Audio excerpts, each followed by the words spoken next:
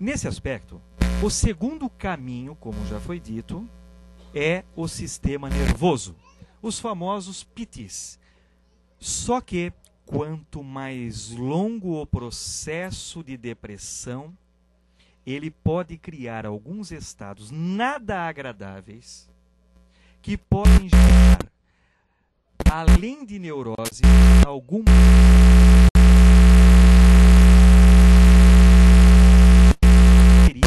vem de um processo depressivo.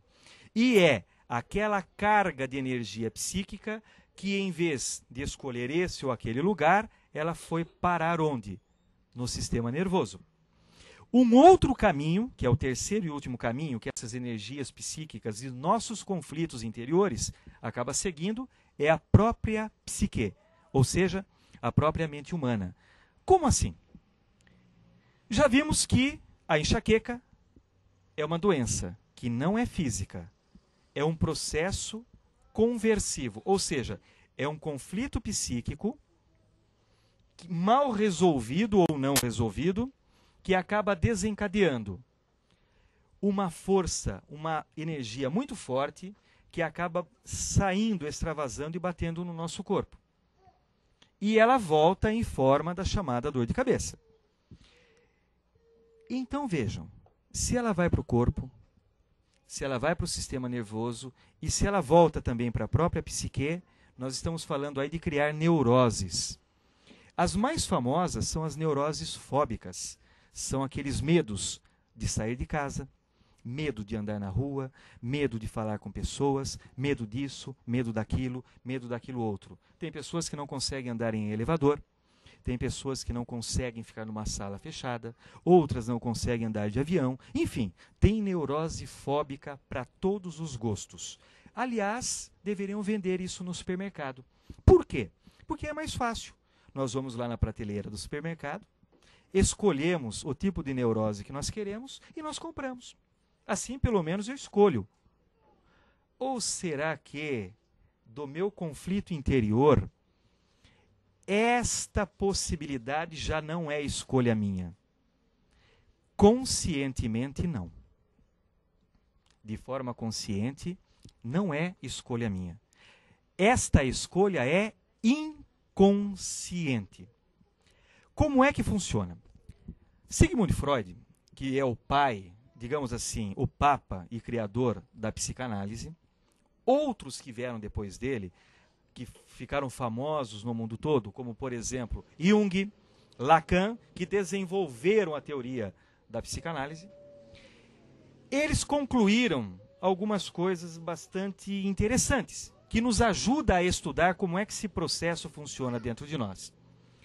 Freud, ele criou a sua primeira tópica e depois ele criou a primeira tópica da psique humana. E tópica vem do grego topos, que significa lugar. Para melhor explicar para a gente, ele chamou de lugar, como se aqui na nossa mente tivesse lugar. Ou seja, como se na nossa mente nós tivéssemos uma sala, outra sala e mais outra sala e daí por diante. É só para que o nosso cérebro consiga entender. Por quê? O nosso cérebro é tridimensional. Vive nesse planeta Terra tridimensional. Todas as coisas para a gente têm altura, tem largura e tem profundidade. Nos últimos anos, por exemplo, eu fiquei numa largura, digamos assim, numa profundidade mais desagradável. Não sei se eu consigo dar a ideia, né? Uma largura. Não viram, ainda bem que não prestaram atenção. Ah, vocês viram, né? Então vejam, se tudo para nós é tridimensional, o nosso cérebro, entre aspas, é projetado para compreender, analisar tudo que seja tridimensional. E Freud não encontrou outra forma de explicar as divisões da nossa mente, senão como se fossem lugares, por isso que ele chamou de tópica, como se fosse lugar. O primeiro lugar, o mais arcaico, ele chamou de id. E id é um pronome alemão que significa aquele. Por que aquele? Porque eu não conheço. É aquele outro lá. O id, para Freud, era uma caverna escura, que eu não enxergo nada lá dentro. Aliás, eu nem quero enxergar o que tem lá dentro. Mas ele percebeu que não era só o id. Há também o chamado ego, que significa, do grego, eu. Ou seja, o eu que está falando com vocês agora é o chamado ego. Mas aí no meio, que é aquela primeira porcaria que eu comentei com vocês, fica o superego. Id, superego e ego. O id é a instância ou o lugar do inconsciente. O ego é a instância ou o lugar do consciente. Então, o que eu estou fazendo agora? Estou em estado de alerta, dando algumas ideias para vocês. Logo, eu estou usando o eu. Ou seja, o ego da razão. O ego que avalia. Estou pensando para buscar as palavras, para buscar o conhecimento e transmitir. Mas será que o meu id, o meu inconsciente lá está se manifestando? Eu não sei, mas eu tenho certeza que sim. Eu não o percebo aqui agora. E o superego é a nossa censura. Censura primária e a censura secundária. Como é que isso funciona?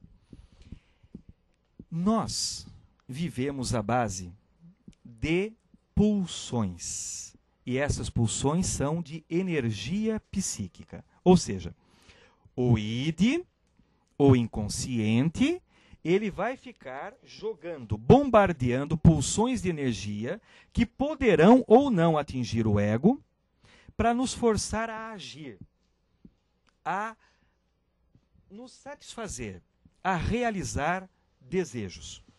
Por exemplo, uma criança pequenininha, de mãozinha dada com a mamãe, passa na rua e olha no quintal de uma casa qualquer e vê lá um pé de amoras. Amoras lindíssimas, deliciosíssimas. Eu, quando criança, eu adorava comer amoras. Vocês já comeram amora? É gostoso? Não é uma delícia? E aquela menininha, aquela criancinha, quer muito ir lá e pegar e comer amora. O id está falando para ela, vai lá, pega e realize o seu desejo. Coma a amora. Mas o ego dela, que é o consciente, ele também quer. Mas aí a mãe vem e puxa ela e fala, nós estamos com pressa, vamos embora. E ela vai embora com aquele desejo reprimido. Do quê? De comer amora. É claro que isso é só um exemplo para nós termos uma ideia de como funciona. Ela não realizou o desejo dela. O ego está satisfeito ou insatisfeito, gente? Insatisfeito? O ego está insatisfeito.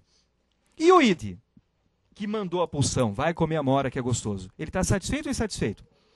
Insatisfeito. Então nós temos as duas instâncias, o chamado id, inconsciente, e o chamado ego, consciente, os dois estão insatisfeitos. Dessa insatisfação, e é claro que é só um exemplo, em nossa vida acontece de tudo o que nós pudermos imaginar. Tudo. Dessa insatisfação, nós podemos resolver ou nós podemos não resolver. Se nós não resolvermos essa insatisfação, que foi a falta de comer amora, vai haver um conflito interno. E isso vai me incomodar. E isso vai mexer comigo. E é claro que eu não quero ficar incomodado.